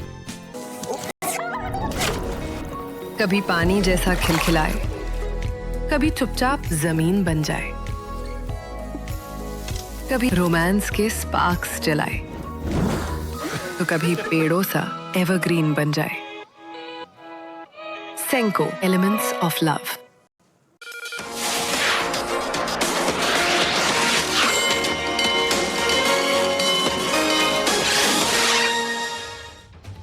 ब्रेक के बाद आपका एक बार फिर से स्वागत है क्लोजिंग कॉल में और हम तमाम एक्शन वाले शेयरों पर डिस्कशन कर रहे हैं और इसी कड़ी में एक स्टॉक आपकी स्क्रीन पर लेकर आते हैं RIL का। अब सबसे पहले मैं आपको ये बताता हूं कि ये स्टॉक क्यों डिस्कस करने जा रहे हैं। 2 वजह हैं। पहली वजह ये है कि आज निफ्टी को ऊपर ले जाने वाले 2 शेयरों को अगर आप देखेंगे तो उसमें नंबर 1 पे दिखेगा आपको SBI, 150 अंक ऊपर है निफ्टी और उसको 70 अंक की तेजी जो है वो SBI ने दी है और 17 अंकों की तेजी जो है वो RIL ने दी है। दूसरी जो वजह है RIL को डिस्कस करने की वो है कि मॉर्गन स्टैनली ने एक रिपोर्ट निकाली है जिसमें 1803 का टारगेट दिया है उन्होंने और ओवरवेट की रेटिंग बरकरार रखी है। यहां से करीब करीब 20-22% का अपसाइड है क्योंकि 1500 के आसपास 1460 का शेयर है इस वक्त, तो इतनी तेजी वो उम्मीद कर रहे हैं। अब एक काम करते हैं, एक फंडामेंटल राय अविनाश जी से ले लेते हैं क्योंकि अविनाश जी हमारे साथ हैं तो फायदा उनका पूरा उठाते हैं। अविनाश सर, क्या राय आपकी बनती है रिलायंस के ऊपर? ये पॉजिटिव ट्रिगर MS की रिपोर्ट का, मॉर्गन स्टैनली की रिपोर्ट का है और आज एक अच्छी मजबूती दिखा रहा है, बहुत ज्यादा भले ही आपको परसेंटेज में नहीं दिख रहा बट ओवरऑल काफी टिका हुआ सा लग रहा है आज। क्या राय आपकी बनती है इस पर? नहीं, डेफिनेटली देखिए रिलायंस का जो प्रेजेंस है इंडेक्स में वो काफी इंपॉर्टेंट है और डेफिनेटली रिलायंस में अगर कोई भी थोड़ा भी पॉजिटिव इम्पैक्ट आता है तो इंडेक्स उसको पॉजिटिवली रिस्पॉन्ड करता है। लेकिन फंडामेंटल्स की बात करें तो मुझे लगता है कि जो चौथा क्वार्टर आएगा रिलायंस का वो काफी अच्छा होना चाहिए। आई थिंक देखिए उनका जो ऑयल एंड गैस बिजनेस है वो काफी स्टेबल चल रहा है, रिटेल भी काफी काम अच्छा कर रहा है, जियो इज ऑल्सो डूइंग वेल और प्लस उन्होंने जो नए इनिशिएटिव्स लॉन्च किए हैं मार्केट एक्सपेक्ट कर रहा है कि ये भी अगले साल से रेवेन्यू और एटलीस्ट मार्जिनल प्रॉफिट दिखाएंगे। मोस्ट इम्पॉर्टेंटली देखिए रिलायंस का जब फुल ईयर रिजल्ट आएगा तभी मार्केट ये भी उम्मीद लगा के बैठा है कि कहीं ना कहीं बहुत समय से जो मोनेटाइजेशन का इम्पैक्ट था, जियो फाइनेंस तो उन्होंने ऑलरेडी लिस्ट किया है, अगला नंबर शायद रिटेल का होगा। और मुझे लग रहा है कि अगर क्रूड के प्राइसेस स्टेबल रहते हैं तो रिलायंस का सबसे बड़ी बात है कि उनकी टेक्नोलॉजी सबसे बेस्ट है। I think cross refining margins इनके लिए बहुत अच्छे आने की उम्मीद है चौथे क्वार्टर के लिए। तो ओवरऑल मुझे लगता है कि ऐसे लेवल पे इन्वेस्टर्स को थोड़ा-थोड़ा करके निवेश करना चाहिए, क्योंकि मेरे ख्याल से जब रिलायंस चलता है तभी बहुत ही सडन और सरप्राइजिंग मूव में जाता है। तो अभी मेरे ख्याल से कंसोलिडेशन आपको दिख रहा है, तो इसका फ़ायदा ले लीजिए। मुझे लगता है अगले साल भी इनका काफ़ी अच्छा रहेगा। ओवरऑल अगर मोनेटाइजेशन का जो भी अगर नैरेटिव या न्यूज़ फ्लो आता है, तो इसमें और बढ़त आ सकती है। तो हमारा तो मानना है कि फेयर वैल्यू करीबन 1650 1700 भी हो सकती है, बट इसमें थोड़ा टाइम फ्रेम लंबा रखिए, थोड़ा पेशेंस रखना ज़रूरी है, क्योंकि स्टॉक इनिशियली स्लो मूवर है। बिल्कुल। तो इनिशियली स्लो मूवर है लेकिन कंसोलिडेशन का फायदा उठा सकते हैं। अब देखिए आज जो बदलाव इसके मार्केट कैप में है ना 13,532 करोड़ का, इतना तो कंपनियों का मार्केट कैप होता है ओवरऑल। इतना बड़ा बदलाव इस शेयर में है तो बड़ा शेयर है, जब चलता है तो इंडेक्स को भी खींचता है ऊपर की तरफ और वो असर आपको आज भी दिख रहा है। एसबीआई ने भी आज इंडेक्स को ऊपर 70 पॉइंट खींचा है और रिलायंस ने भी 17 पॉइंट खींचा है। चलिए हमारे मेहमानों का पैनल थोड़ा और बड़ा करते हैं, कुनबे को थोड़ा और बढ़ाते हैं। नीलेश जैन जी हमारे साथ जुड़ रहे हैं सेंट्रम फिनवर्स से। नीलेश जी बहुत स्वागत है आपका ईटी नाउ स्वदेश पे। Good afternoon. और सबसे पहले तो आपकी पिक्स ही जानना चाहेंगे क्योंकि आज मार्केट में ट्रेडिंग के लिए अगले 30-35 मिनट में कहाँ मौके हैं ये जानना बड़ा जरूरी है हमारे व्यूअर्स के लिए। तो बताइए सबसे पहले आपने क्या तलाशा है। Very good afternoon to you. बिल्कुल देखिए यहाँ पर खरीदारी पर फोकस करके चल रहे हैं, जिस हिसाब से मार्केट में आज के दिन में काफी अच्छा मोमेंटम हमें देखने को मिल रहा है। तो यहाँ पर लॉन्ग साइड के ट्रेड हैं। सबसे पहले जो खरीदारी वाला स्टॉक रडार पर है वो है इंडियन होटल। अगर आप होटल स्टॉक्स में देखें तो ITC hotel, the Leela hotel, in fact Indian hotel, ये 3-4 स्टॉक्स में काफी अच्छा रिबाउंड हमें आज देखने को मिल रहा है। तो सबसे पहले इंडियन होटल, यहाँ पर हम एक फॉलोअप मूव एक्सपेक्ट करके चल रहे हैं। स्ट्रक्चर पॉजिटिव नजर आ रहा है और एक शॉर्ट कवरिंग कैंडिडेट है जहां पर ऊपरी सरों पर 710 रुपए तक की अवसर हम एक्सपेक्ट करके चल रहे हैं। 687 का स्टॉप लॉस रखना होगा। 710 से 720 तक की अवसर हमें इंडियन होटल इस पर्टिकुलर स्टॉक में देखने को मिल सकती है। इसके अलावा जो दूसरा स्टॉक है वो है सीमेंट स्पेस में से Ambuja cement. Overall cement space में अगर आप देखें तो काफी अच्छा अट्रैक्शन आज देखने को मिल रहा है। UltraTech cement, Ambuja, ACC, across all cement stock आज एक अच्छा खासा स्पर्ट हम देख रहे हैं। तो अंबुजा सीमेंट को लॉन्ग करने की सलाह होगी। 560 के आसपास के टारगेट होंगे यहाँ पर। 534 का स्टॉप लॉस होगा। 560 के टारगेट के लिए अंबुजा सीमेंट को भी लॉन्ग करके चल सकते हैं। 34 का स्टॉप लॉस, 560 का आपको टारगेट रखना है। ये अंबुजा सीमेंट्स के ऊपर ये रहा है। इंडियन होटल्स आपकी स्क्रीन पर आ चुका है ऑलरेडी। देखिए किस तेज रफ्तार से जो है वो हमारे टारगेट और स्टॉप लॉस स्क्रीन पर आ रहे हैं। गेस्ट ने यहाँ खत्म किया नहीं कि टारगेट स्टॉप लॉस आपकी स्क्रीन पर हमारे प्रोड्यूसर लिखकर पहुंचा दे रहे हैं ताकि आपको कोई परेशानी ना हो, आपको सारे टारगेट स्टॉप लॉस एकदम ऑन टाइम मिले, आपका ट्रेड सही बैठ जाए। तो ये ओवरऑल हमारी जो है मुहिम है, हमारी जो है वो कवायद है। चलिए एक छोटा सा ब्रेक लेंगे और ब्रेक पे जाने के पहले अविनाश जी को शुक्रिया ज़रूर कहना चाहेंगे। अविनाश जी बहुत शुक्रिया आज जुड़ने के लिए और तमाम चीज़ों पर अपनी राय जो है हमारे व्यूअर्स तक पहुंचाने के लिए। चलिए फिलहाल एक छोटा सा ब्रेक लेते हैं। ब्रेक से जब वापस लौटेंगे तो हमारे मेहमानों के साथ इस चर्चा को और आगे बढ़ाएंगे और तमाम शेयरों पर और बात करेंगे।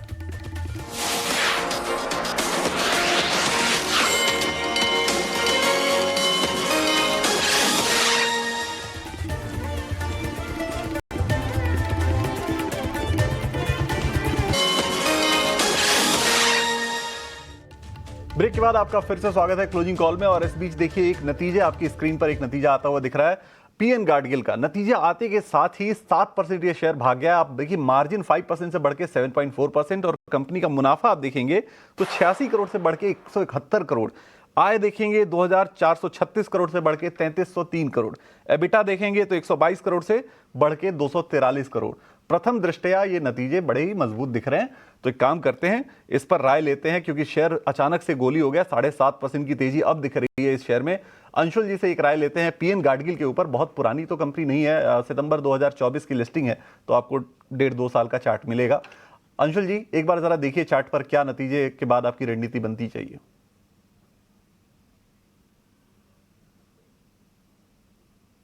अंशुल जी आपका ऑडियो म्यूट है, हम तक आवाज आ नहीं रही है आपकी। जी मैं बोला पीएन गाडगिल से आईपीओ के बाद से कंटिन्यूअस डाउन मूव में और शॉर्ट टर्म में भी अगर देखेंगे तो 14 हफ्ते में 25% गिरा है।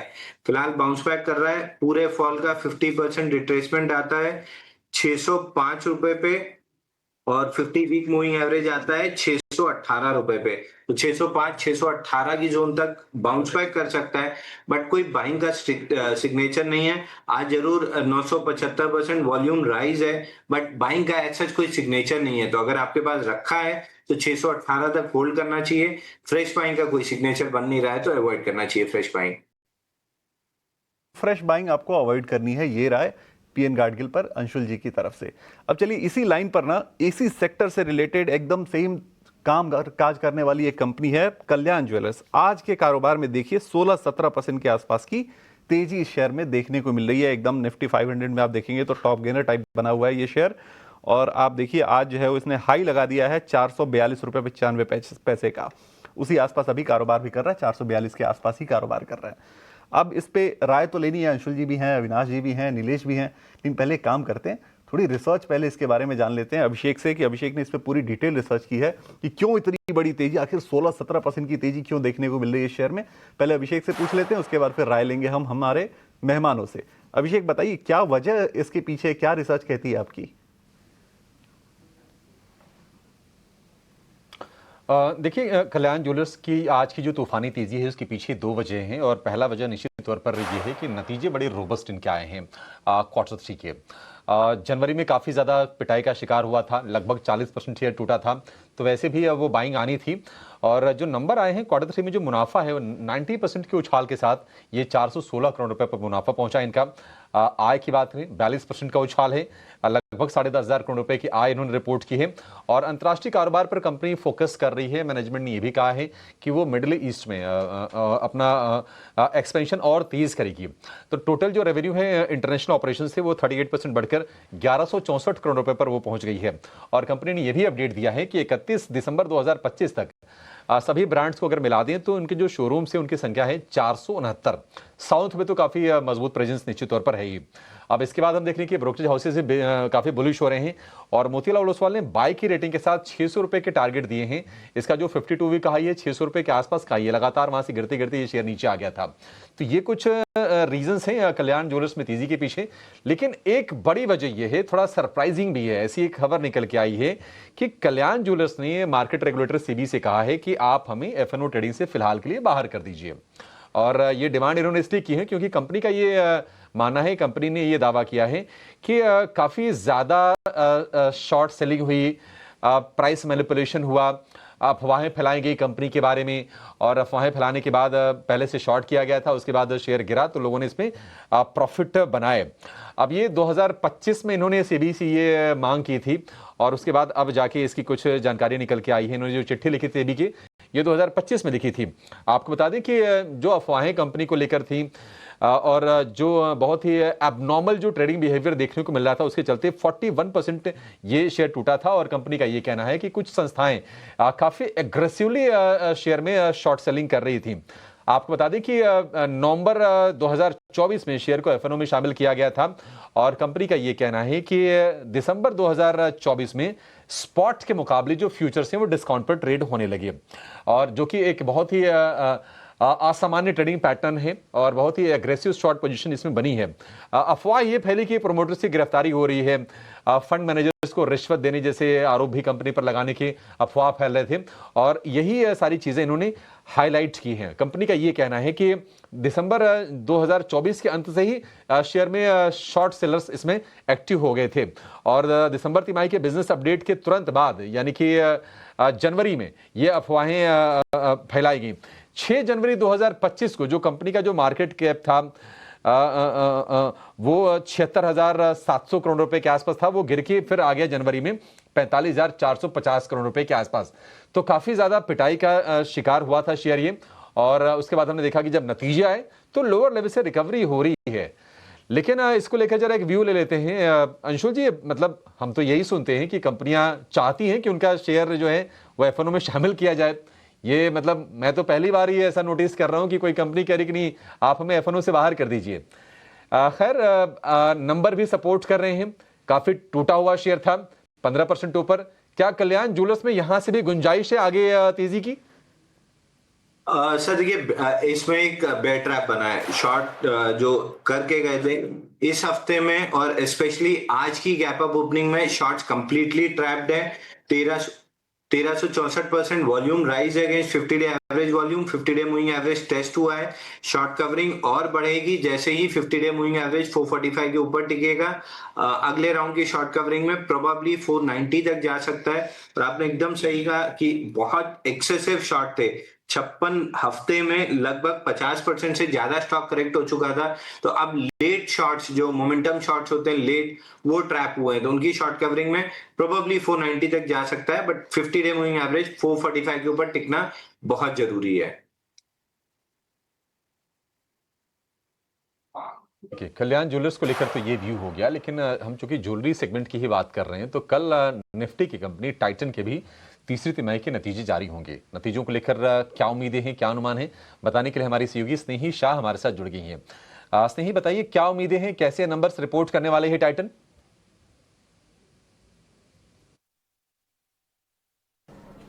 जी हाँ, टाइटन के Q3 नंबर्स के बारे में बात करें तो इस बार हमें उम्मीद है कि काफ़ी स्ट्रॉन्ग नंबर्स देखने को मिलेंगे टाइटन से। Standalone on year on year basis पर रेवेन्यू की उम्मीद है 21,092 करोड़ रुपीस, जो कि 31% की अपटिक है। एबिटा में भी हम लगभग 45 to 46% का ग्रोथ देखने की उम्मीद रख रहे हैं।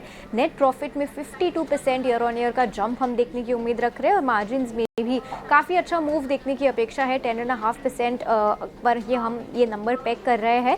9.4% पर ये नंबर आया था Q3 FY25 में और ये मैनेजमेंट गाइडेंस के बिल्कुल रेंज में भी है। तो काफ़ी अच्छा मूव हम मार्जिन्स के दम पर भी एक्सपेक्ट कर रहे हैं। अब मैनेजमेंट के अपडेट के मुताबिक जो उन्होंने पिछले महीने दिया था, सेगमेंट मूव में देखें तो ज्वेलरी में काफ़ी अच्छा परफॉर्मेंस देखने की हम उम्मीद कर रहे हैं। 41% ईयर ऑन ईयर ग्रोथ का अनुमान मैनेजमेंट ने लगाया है। स्ट्रीट की उम्मीद सिर्फ 34% थी, तो काफ़ी अच्छा मूव यहाँ पर भी।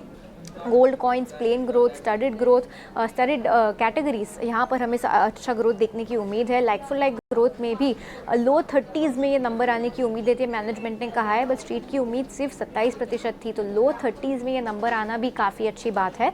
और वॉचेस के बारे में बात करें तो ओवरऑल ग्रोथ 13% की हम देखने की उम्मीद रख रहे हैं। बट स्मार्ट वेरेबल्स जो उनका ब्रांड है स्मार्ट वॉचेस का, वहाँ पर हमें एक डी ग्रोथ देखने की उम्मीद रख रहे हैं 26% की। आई केयर में अच्छा show, 16% year on year basis पर एक अपटिक देखने की अपेक्षा। इमर्जिंग बिजनेस के बारे में बात करें तो ओवरऑल 14% का ग्रोथ हम देखने की अपेक्षा रख रहे हैं। 22% ग्रोथ फ्रेग्रेंसेज में, जो कि विमेंस की हैंडबैग की ब्रांड है, वहाँ पर दुगने से भी ज़्यादा ग्रोथ देखने की उम्मीद। तनेरा में लगभग 6% का डी ग्रोथ देखने की, तो यहाँ पर ज़रा सी सॉफ्टनेस दिख सकती है। और अर्थ जो उनका नया ब्रांड है, वहाँ पर 2 स्टोर एडिशन देखने की उम्मीद रख रहे हैं। इंटरनेशनल बिजनेस में भी लगभग 80% की ईयर ऑन ईयर ग्रोथ देखने की अपेक्षा रख रहे हैं हम। तो जब नंबर्स आ जाएंगे तब की मॉनिटरेबल्स रहेंगे। कमेंट्री जो उनके नए लैब ग्रोन डायमंड लॉन्च जो है बियॉन्ड, जो उनका ब्रांड है, वहाँ पर रिस्पॉन्स कैसा रहा है, इसकी कमेंट्री। जो मैनेजमेंट चेंज हो चुका है अजय चावला जी के अंदर, ज्वेलरी बिजनेस का क्या ग्रोथ आउटलुक है, ये देखना इंपॉर्टेंट रहेगा। गोल्ड और सिल्वर प्राइसेस पर उनकी कमेंट्री क्या है, फेस्टिव सेल्स, वेडिंग सेल्स से उनकी क्या परफॉर्मेंस, वहाँ पर उनको क्या कंट्रीब्यूशन मिला है। डिमांड ट्रेंड्स, प्रॉफिटेबिलिटी और competitive intensity of product mix, studded, gold, non gold, इन सब का क्या कंट्रीब्यूशन रहा है। तो जी हाँ, सभी नजरें होंगी टाइटन के Q3 पर, बट इस बार हम काफ़ी स्ट्रॉन्ग सेट ऑफ नंबर्स देखने की उम्मीद रख रहे हैं। टाइटन के अच्छे नंबर की ही उम्मीदें हैं और आज हम देख रहे हैं कि 3.25% ये शेयर ऊपर आपको कारोबार करता हुआ नजर आएगा। और टीजी की वजह ये भी है कि हमने जो यूएस के साथ जो इंटरिम ट्रेड एग्रीमेंट किया है, तो हम जेम्सन ज्वेलरी का बड़ा एक्सपोर्ट करते हैं अमेरिका में, तो वो जो एक हर्डल था, एक जो चिंता थी, वो भी दूर हुई है। और इसके चलते भी हम देख रहे हैं कि आज तमाम ज्वेलरी वाले कंपनीज को सपोर्ट मिल रहा है। टाइटन को लेकर एक व्यू आपसे जानना चाहेंगे नीलेश भाई, क्या करना चाहिए? मतलब अगर वैसे बड़े टाइम फ्रेम में देखा जाए तो निफ्टी को तो बड़े मार्जिन से आउट परफॉर्म किया है। निफ्टी ने हार्डली मतलब साल भर में 10% के रिटर्न दिए हैं, तो टाइटन ने 28-30% के रिटर्न दिए हैं कमा के। यहां से आप चाल कैसे देख रहे हैं? नतीजों से पहले क्या बाइंग करनी है इसमें, क्योंकि नंबर मजबूत ही आने वाले हैं? बिल्कुल अभिषेक जी, देखिए नंबर्स के आने के पहले काउंटर ऑलरेडी एक 3% के आसपास का उछाल दिखा रहा है। तो कहीं ना कहीं जो पॉजिटिव नंबर्स है वो यहाँ पे प्राइस इन होते हुए नजर आ रहे हैं। स्ट्रक्चर पॉजिटिव है, इनफैक्ट काफी स्ट्रांग है। मैं कहूंगा यहाँ पर अगर कोई मीनिंगफुल करेक्शन मिलता है ड्यू टू एनी रीजन, तो उसे यूज करना चाहिए एज अ बाइंग अपॉर्चुनिटी, क्योंकि पोजिशन लिहाज से काउंटर 4400 से 4500 तक की जोन में हमें जाता हुआ नजर आ रहा है। तो बाय एंड डिक्लाइन की रणनीति अपनाने की सलाह होगी, बट रिजल्ट के पहले बेहतर होगा कि आप इसे थोड़ा वेट एंड वॉच करें। अगर करेक्शन मिलता है तो यहाँ पर इसे ऐड करें। 4150 का यहाँ पे स्टॉप लॉस रखना होगा। बिल्कुल, तो रिजल्ट के पहले थोड़ा वेट एंड वॉच के मोड में रखें। देखें और उसके बाद जो है वो इस पे अपनी ट्रेड को लें, जैसा नीलेश जी ने बताया। चलिए, एक शेयर, इनफैक्ट आपने एक डायलॉग बड़ा सुना होगा, मीम में भी दिखता है, 21 दिन में पैसा डबल। तो 21 दिन में तो पैसा डबल होता नहीं है, लेकिन 365 दिन में जरूर हुआ है और एक शेयर ने किया है। वो शेयर आपकी स्क्रीन पर लेकर आते हैं, अशोक लेलैंड का। अशोक लेलैंड 52 वीक लो इसका 95 रुपए का और 52 वीक हाई है इसका 206 रुपए का। साल भर के अंदर पैसे डबल किए हैं शेयर ने। हो सकता है इससे भी कम समय रहा होगा, एग्जैक्ट ये पैरामीटर नहीं है 52 वीक लो और हाई देखना, लेकिन 205 रुपए पे है आज। 52 वीक हाई इसने टच किया है आज। 1.5% के आसपास की तेजी है इस शेयर में। एक राय अंशुल जी से लेते हैं कि जिनके पास है उन्हें क्या करना चाहिए और क्या कोई नई खरीदारी भी इसके अंदर बन सकती है। अंशुल जी, जरा एक बार चार्ट देखिए, शेयर बड़ी मजबूती के साथ लगातार 52 वीक हाईज बनाते जा रहा है। सर, फ्रेश बाइंग के लिए तो अब या तो बहुत लेट हो चुके हैं, और अगर करना ही है तो फिर बहुत टाइट स्टॉप लॉस से करना चाहिए। स्टॉप लॉस आपका 199 मैंडेटरी होना चाहिए। जो स्टॉप लॉस लगा सके केवल वही लॉन्ग करे, क्योंकि 2 दिन की इनसाइड बार और 4 दिन की टाइट रेंज से निकला है स्टॉक। 215-219 रुपए तक जा सकता है। मैंडेटरी 199 रुपीज का स्टॉप लॉस। अगर आप स्टॉप लॉस नहीं लगा सकते हैं, इस जोन में एंट्री लेने की बिल्कुल भी जरूरत नहीं है।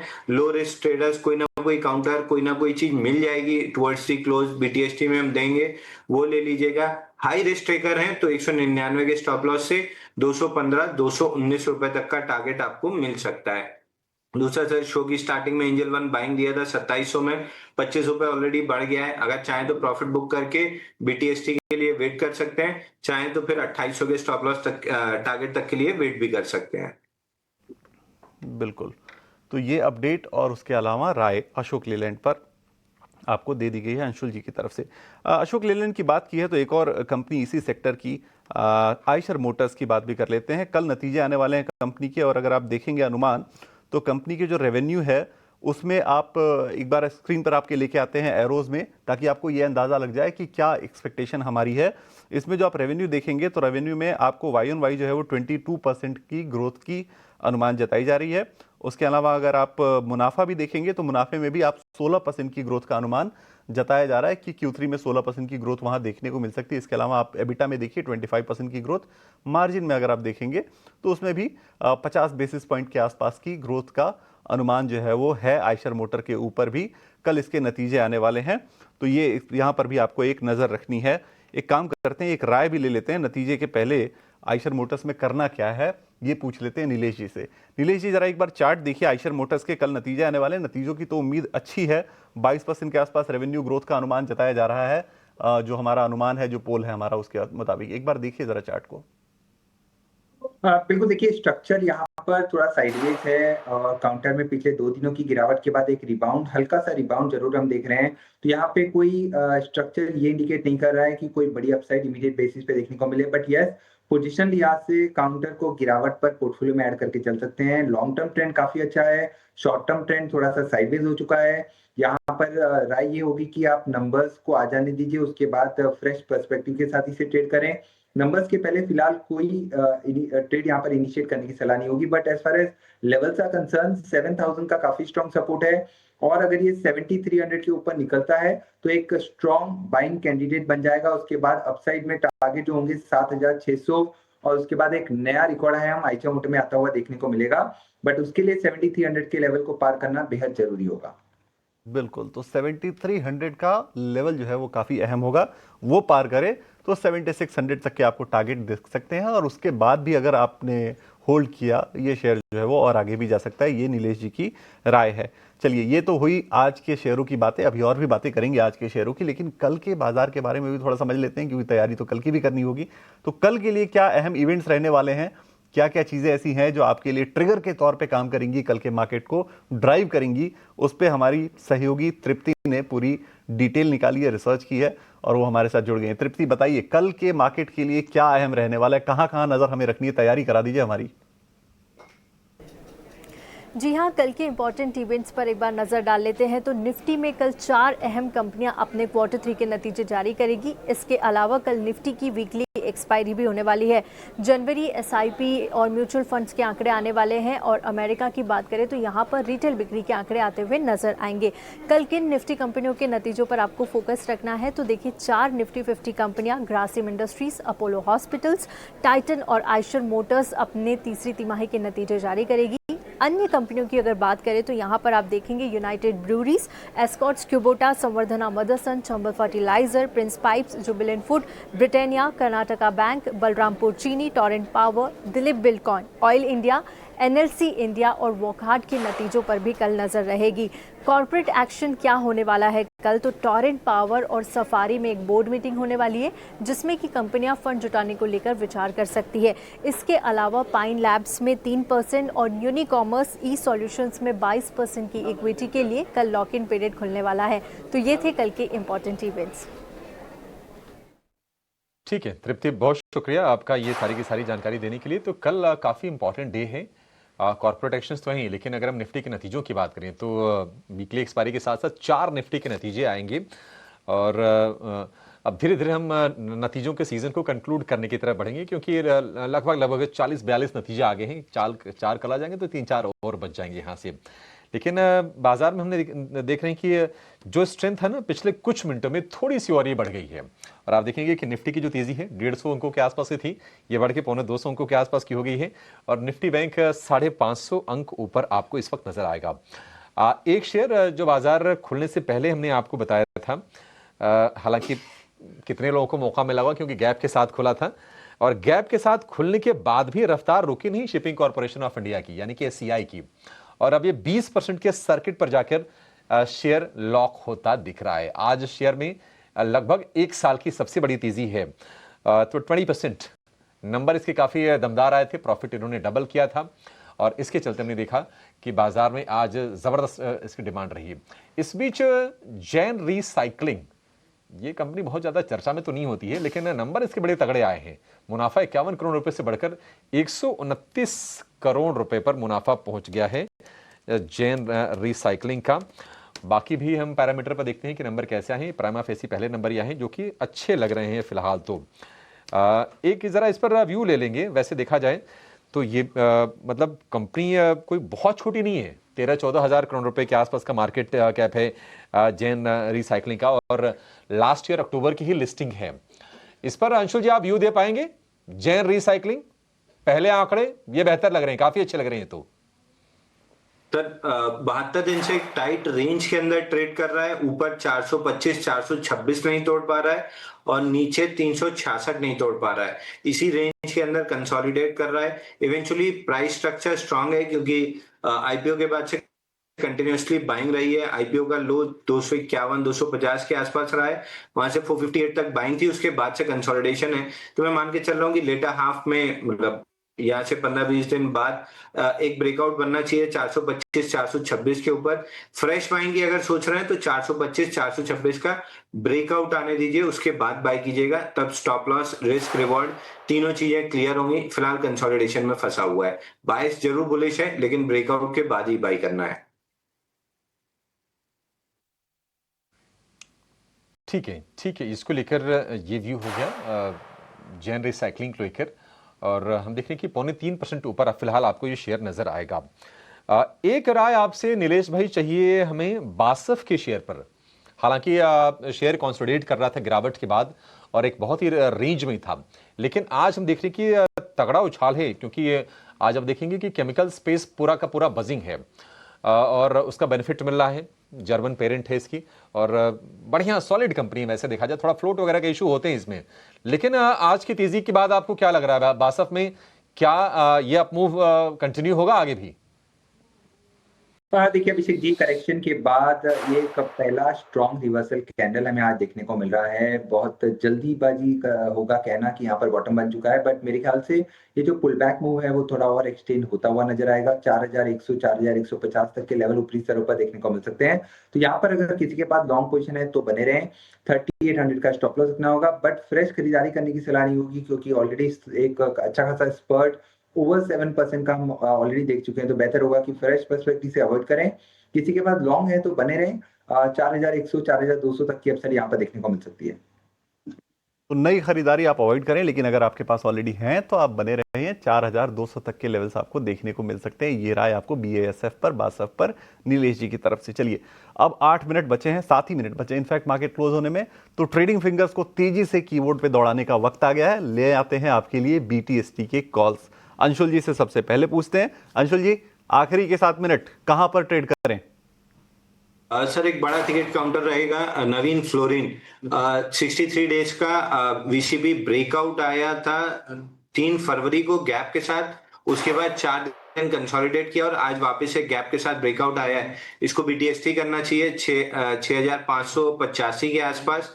6500 का स्टॉप लॉस रहेगा और 6800 का टारगेट रहेगा।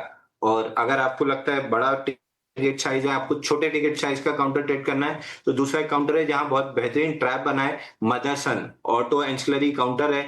1,30,000 करोड़ का मार्केट कैप है, 42% का फ्री फ्लोट है। 115 रुपए के नीचे वीक लॉन्ग्स को एलिमिनेट किया, गैप के साथ उसको रिक्लेम किया। कल भी गैप डाउन ओपनिंग थी और आज गैप के साथ रिवर्सल बना है, तो आइलैंडिक रिवर्सल काइंड ऑफ पैटर्न है। इस स्टॉक में भी BTST करके जाना चाहिए। 124 रुपए 50 पैसे में 122 रुपए का स्टॉप लॉस रहेगा और 127.50 का टारगेट रहेगा। तो मदरसन अगर स्मॉल टिकट साइज काउंटर करना है और बड़े टिकट साइज में करना है तो नवीन फ्लोरिन। बिल्कुल। तो 2 स्टॉक्स आपकी जो पसंद हो, अपने प्राइस के हिसाब से, अपने बजट के हिसाब से, उन दोनों में से आप किसी एक पर BTST कर सकते हैं। प्राइस के आपके टारगेट जो है वो दोनों एक बार फिर से बता देता हूं।